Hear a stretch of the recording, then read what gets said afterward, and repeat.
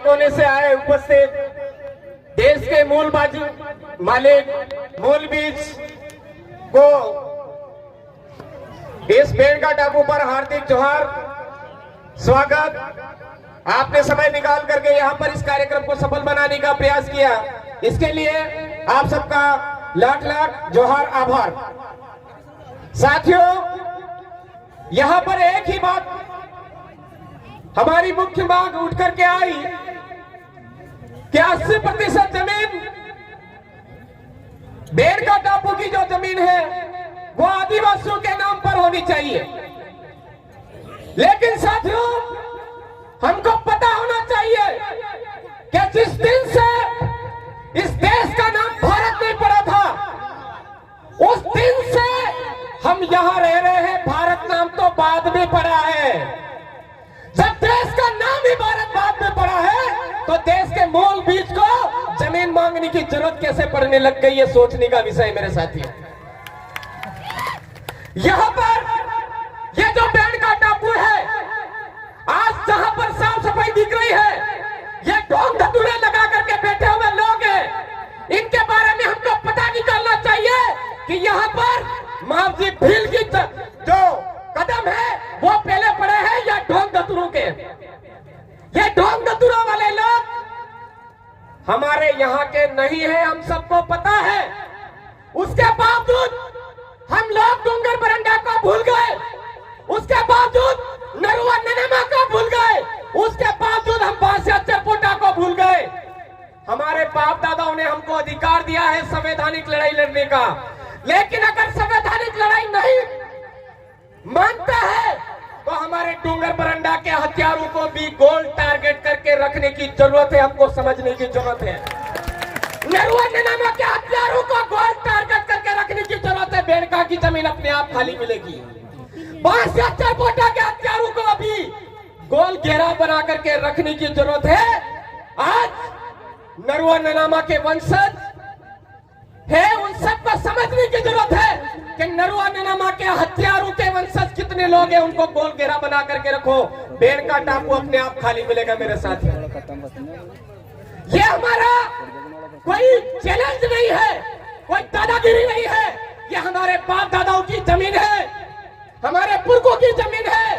संवैधानिक हक अधिकार हमारे बोल रहे हैं। राम कृपाल भगत बनाम बिहार का जो जजमेंट है 2011 का जजमेंट, वो आज भी बोल रहा है कि इस एरिया के अंदर, अनुसूचित क्षेत्र के अंदर 1 इंच भी जमीन न केंद्र सरकार की है, न राज्य सरकार की है, ना ही किराएदारों की है, ना ही किराएदारों की है। ऐसा सुप्रीम कोर्ट का जजमेंट बोल रहा है। उसके बावजूद कलेक्टर सिविल एरिया का कानून हमारे ऊपर थोप रहा है। शेड्यूल एरिया का कानून बोलता है कि बिना कलेक्टर की पूर्व मंजूरी के कोई भी जमीन इधर उधर नहीं हो सकती है। उसके बावजूद ये ढोंग धतूरे आ कहां से रहे हैं? आर्टिकल 19(5)(6) का उल्लंघन करके आ रहे हैं। ये कलेक्टर को पोथी बांधे उठा करके देख लेने की जरूरत है।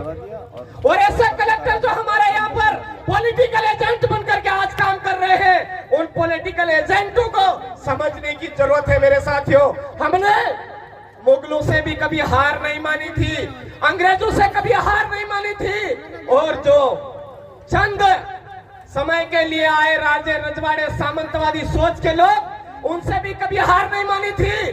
तो आज के समय में हमारी 2 व्यवस्थाएं हमको गुलाम बना रही है, उसके खिलाफ हम जंग क्यों नहीं छेड़ रहे हैं? 2 व्यवस्थाएं, एक फूल की व्यवस्था, एक हाथ की व्यवस्था, वो भी उसी समय जो हमारे बाप दादाओं से लड़ने वाले लोग थे, उन्हीं वंशजों के द्वारा बनाई हुई पार्टियां हैं मेरे साथियों। समझने की जरूरत है। इस शेड्यूल एरिया से, इस भारत देश से वही जो किराएदार है उनको वापस यहाँ से राजी खुशी रवाना करना है। तो हमारे बाप दादाओं ने हमको हक अधिकार दिया है, वोट का अधिकार। उस वोट के अधिकार के जरिए हमारे एरिया से वो 2 व्यवस्थाओं का सुपड़ा साफ करने की जरूरत है। पूर्व वक्ताओं बोल चुके हैं। उसके बावजूद हमारे बहुत सारे कोई चूतिया निंजी लोग हैं, उनके आगे उंगले पड़ते हैं, उनके आगे उंगले पड़ते हैं, उनको गुरुजी मानते हैं। हो सकता है कि उनका बीज ट्रांसफर हो गया, इसलिए वो उंगले पड़ते होंगे, टेंशन नहीं। हो सकता है, लेकिन हमको सबको जरूरत है, आज समझने की जरूरत है।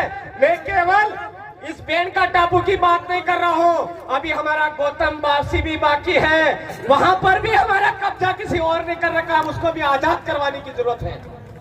फिर से मानगढ़ धाम पर एक जो किराएदार है वो कल परसों आकर के हमको लुभावने लालच वाले लुभावने भाषणों के जरिए हमको लुभाने की कोशिश कर रहा है। राष्ट्रीय स्मारक, अरे भाई तेरी क्या औकात है, तू राष्ट्रीय स्मारक घोषित करेगा?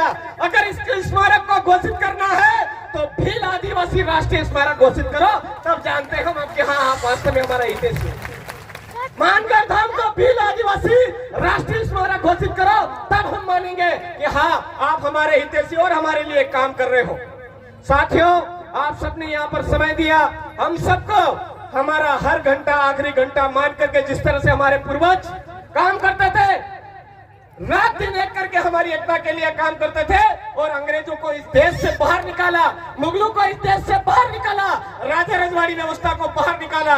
इसी तरह से ये जो फूल और हाथ वाली व्यवस्था है, इसको बाहर खदेड़ने के लिए हमारा हर घंटा अंतिम घंटा मान करके काम करे, ये मैं आपको संदेश देना चाहता हूँ।